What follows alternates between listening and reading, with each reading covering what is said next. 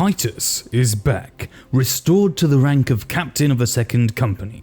Finally, after his exile, returned to the chapter, and his redemption, he's retaken his rightful place as captain of the second company. Leandros has to be frothing at the mouth somewhere. This news comes with new minis and new lore for Titus in what seems like an end of edition narrative. And is it just me, or does Titus look amazing with his new cape?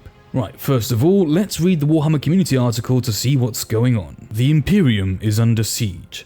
Times are so dire that even Ultramar is hard-pressed, and with Roboute Guilliman busy overseeing the Indomitus Crusade, the defense of the 500 worlds falls to its people. While others push out to reclaim its lost borders, one illustrious captain is tasked with securing its critical interior, a task made ever more difficult when a terrifying spectre of the lost Necron Empire returns to plague the galaxy.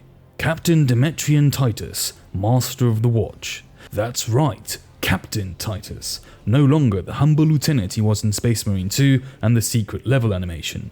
He's certainly going back up in the world, and as Master of the Watch is tasked with the defense of Macragge and Ultramar's soft interior, which brings him to the story at hand. As for Captain Acheran, the former leader of the second company, well, there's usually only one way Space Marine jobs open up, and we'll be taking a closer look at that next week. Which has already happened, but we'll talk about that in a moment, okay? Stay with me. Even the most exceptional men cannot rule alone, and Titus's adventures have taught him that humans and Space Marines alike have plenty to offer his command team. His new miniature comes with an entire unit of helpful advisors and confidants known as the Wardens of Ultramar, some of whom you may recognize. The Wardens of Ultramar. Newly promoted at Titus's express recommendation, despite his relative youth amongst veterans, Ancient Gadriel hefts the massive banner of the second company and can always be found in the thickest fighting alongside the captain's mentor, veteran Sergeant Metoros. Both have ample experience fighting alongside Titus, and he values their advice above all others. So as you see, Titus is back as captain once more with a brand new mini, but he's not alone, as we have Metoros from Secret Level and Gadriel, now promoted to Ancient in his command squad. What happened to Acheran and Chairon, you ask? Both dead. Yep, that's it, killed off screen in a Warhammer community article. GW did them real dirty. Apparently, Acheran took a strike force to the world of Trygg to investigate some missing Imperial ships that were assigned to defend the world from an incoming Tyranid invasion. Upon arriving to the main hive city, Acheran discovered it had been completely taken over by a powerful genestealer cult. To avoid the Xenos corruption spreading further or sabotaging the planet's defenses, he activated the hive's anti-atomic defenses, sealing the strike force within and isolating the Xenos threat. Acheran, Chairon, and their battle brothers fought an endless horde of Xenos hybrids, selling their lives at the highest price to defend the world. When Imperial reinforcements arrived, they purged the remaining cultists and discovered Acheran and Chairon had fallen in battle in a noble sacrifice to defend the Imperium. So, yep, they're 100% dead. Now, I'm a bit conflicted here because on the one hand, finally some named Ultramarines have died, but I think these two deserved way more than a mere article in Warhammer Community. I don't know, something like a short story or an animated episode like Secret Level, or hell, even a new operations map on Space Marine 2. Any of that would have been miles better. Also, it would have been more fitting for Chairon to die fighting against the Wordbearers, seeking vengeance for Cal from the horrors he witnessed during the heresy. In any case, at least this has served to see Titus restored to his rightful place, I guess. Now returning to Titus, he doesn't seem to be all that happy with his new rank. And why? Well, he's gotten new orders from the Primarch himself. Titus has been named Warden of Ultramar and tasked to retake the 500 worlds. Quite the undertaking indeed, for during the golden age of the Great Crusade, Guilliman expanded his realm to 500 worlds, but as Titus himself mentions, after 10,000 years of war, many of Ultramar's worlds have been scoured by the archenemy, devoured by the Tyranids, or subjected to exterminatus, and are now essentially worthless, nothing more than floating dead rocks. So even if you do retake these dead worlds and plant a little flag of Ultramar on it and say, "Hey Dad, look, I did a thing," that's not going to be very useful at all, is it? Regardless, those are the Primarch's orders, to restore Ultramar to its former glory. Now, does that mean that the Ultramarines are going to conquer or colonize more worlds to restore Ultramar? Could be, right? During Godblight, Guilliman states, "There are 100 billion stars in this galaxy, an incalculable number of worlds that are suitable for human life, and we cling to this stretch of 1,000,000 planets. No wonder we are doomed. Our ambition has perished. We lost what made us human. When this crusade is over, a time of rebuilding will be necessary. Then, a period of conquest. Only through expansion can the Imperium survive. So maybe Guilliman has instructed Titus to claim even more worlds for Ultramar. However, in the reveal animation, we can see that Titus isn't very happy with the Primarch's orders. And don't take it from me, take it from Titus himself. To quote, "He commands us to reconquer the 500 worlds of Ultramar. He's a demigod out of time, fighting for the golden age that can never dawn again. The Primarch reborn demands the impossible, but only in death does duty end." However, although Titus doesn't agree with the Primarch's orders, he will nevertheless carry out his will as the Warden of Ultramar. On a different note, is it just me, or does Titus look older? Especially in this frame right here. He seems to have aged quite a bit, right? It's not only me, is it? As if the years have worn him down a bit. On the other hand, it doesn't seem like much time has passed since the events of Space Marine 2 and Secret Level because it doesn't have any new service studs. Now, this might just be a random artistic choice for this animation that has nothing to do with his age, since in other frames he looks pretty much the same as in Secret Level, and his new mini doesn't look that much older either. So, I don't know, maybe it's just the weight of the task the Primarch has given him, maybe that's what sharing a warship with Leandros for too long does to you, or perhaps I'm just looking into it too much. Anyway, getting back to the new lore, apart from Matoros and Gadriel, Titus has also recruited some humans into his command squad, highly trained individuals with extensive experience in their respective fields. In Ultramar, those who serve in the Ultramar Auxilia or take part in the defense of the realm receive training and education to the standards of the Ultramarines, and therefore are amongst the most competent mortals in the Imperium in their respective fields. Right, so let's get to know these Morties a bit better. Gaius Silva commands a vast fleet of Ultramarine defense ships and is an expert at handling the tensions between an overworked mortal crew and their often pitiless masters, making him an essential part of Titus's muster.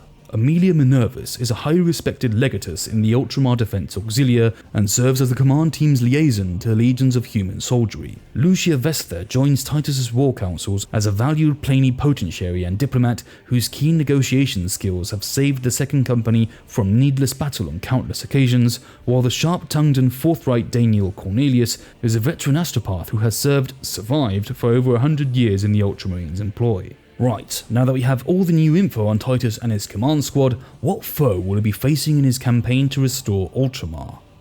Titus will need all the help he gets, as a malign presence has awoken, and now moves with great haste towards the worlds of Ultramar, bringing bloodthirsty hordes of robotic destroyers in its wake.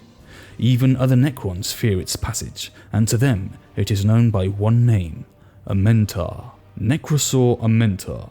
Nekrosor Ammentar is thought by many to be the genesis of the Destroyer curse, and by others to be entirely mythological, a parable of guilt and betrayal that harkens back to the shattering of the Khatan. Strangely, all memories of its origin appear to have been forcibly removed from the collective Necron psyche, though only the Silent King has the authority to make such sweeping modifications, and he's not the most talkative of people. Ammentar is very real, however, and labours with surprising lucidity on its crusade to eradicate all life from the galaxy. It harbours an extreme affinity for the Khatan known as the Nightbringer, and aims to reunite its scattered shards to one day revive the ancient star god in full. This is widely considered to be a bad idea, especially by the Necrons themselves. The very presence of the Nekrosor is enough to corrupt the minds of Necrons, from the humblest warrior to the noblest overlord, and it commands vast hordes of enthralled soldiers. Khatan's Shard of the Nightbringer. The emergence of this Shard of Nightbringer is a real worst-case scenario for the Ultramarines, and Ammentar can't wait to set his spectral nightmares loose on the 500 worlds. Nightmares? Yeah. He has more than one shard. The battle between Titus and Nekrosor Ammentar is a seismic event, big enough to command its own set of campaign books. Well, there you have it. Nekrosor Ammentar, Necron Destroyer Lord. If you don't know already what a Necron Destroyer is, basically it's a Necron afflicted by the Destroyer curse. This curse drives them insane, let's say, seeking only to annihilate all life in the entire galaxy. They don't care for restoring the Necron Empire of old or returning to new bodies of flesh and bone through a new biotransference. They just want to eradicate all life in the entire galaxy. So as their name suggests, these are the most destructive type of Necrons you can get, driven by pure hatred towards all forms of life. To carry out his galactic scale purge, Nekrosor Ammentar has quite the dangerous and risky plan, seeking to gather all the shards of the Nightbringer and try to bring him back to full power and unleash it upon the galaxy to sow death and destruction on a scale not seen since the War in Heaven. If Nekrosor succeeds, the galaxy will be in grave danger indeed. The Nightbringer was one of the most powerful, if not the most powerful C'tan before they were shattered. It is literally death incarnate. Apparently, Nekrosor already has several shards of the Nightbringer at his disposal to unleash them upon the battlefield at will.